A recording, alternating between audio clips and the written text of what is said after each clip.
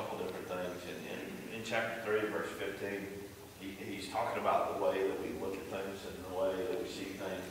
And he knows that if we really look at it from God's perspective, things are going to change. And that's when he says, if at some point you think differently, God will make this clear to you as well.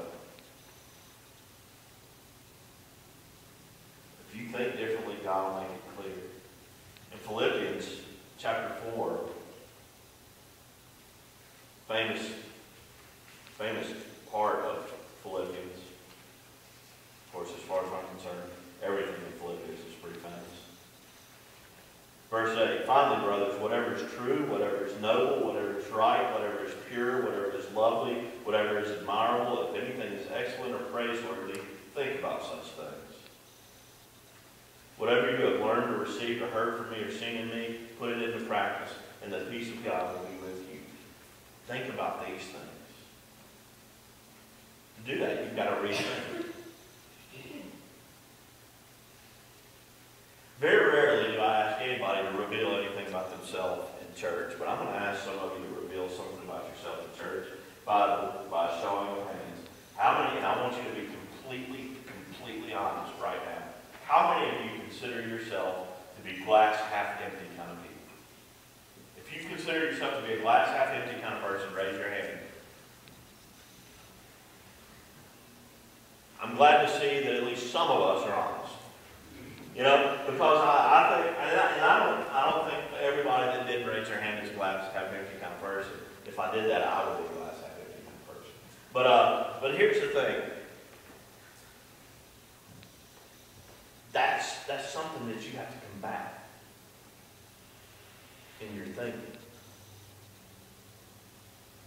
That's something that you have to combat in the way that you look at things and see things, because God is not a God of negativity.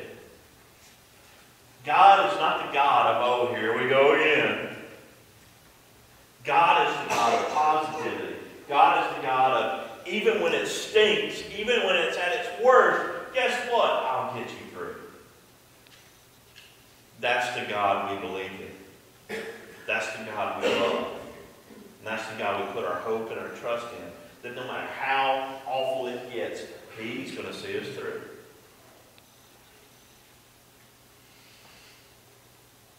Yeah, I've told about the optimist and the pessimist before. The pessimistic kid, you know, it's his birthday, and they take him in, and they have a pony. And he sees the pony, and the pessimistic kid kind of looks at it and goes, oh, grab the pony. That means I'm going to have to feed him.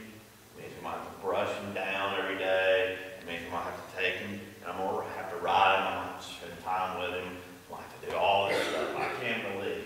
Yeah, thanks for the pony. Then they take the optimistic kid into the next stall, and in the next stall there's just a big pile of horse manure. The optimistic kid's like, awesome! And he jumps in.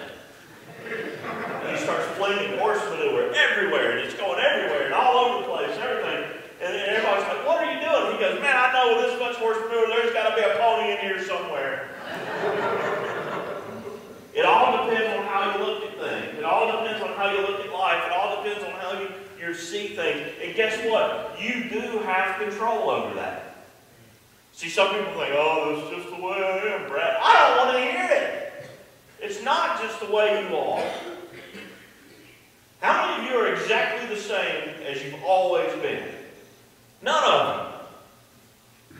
Some of you are better. Some of you are worse. But the thing is, none of you are the same. None of you are the same. Maybe it's the circumstances of life that have made you think a certain way, either positively or negatively. Maybe it's the way somebody else has treated you. Maybe it's just the way you have been taught to look at things. But let me tell you this. Let me tell you this. You have control over how you see things. And you can see things the way you want to see them, or you can see things the way